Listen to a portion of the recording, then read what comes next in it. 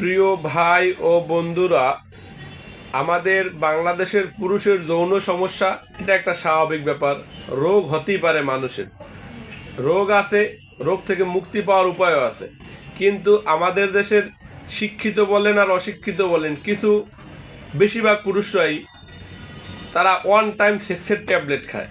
দেখেন, আমাদের বাংলাদেশে একটি শব্দ আছে যে ওয়ান টাইম সেক্সের ট্যাবলেট এবং ব্যথার ট্যাবলেট, এগুলো অ্যাভেলেবেল খাওয়া ঠিক না। কিন্তু তারপরও আপনারা কিনে খাচ্ছেন। ভাই, আপনার দেহ, আপনার বডি, আপনার টাকা দিয়ে আপনি খাবেন, আমার বলার কিছুই নেই।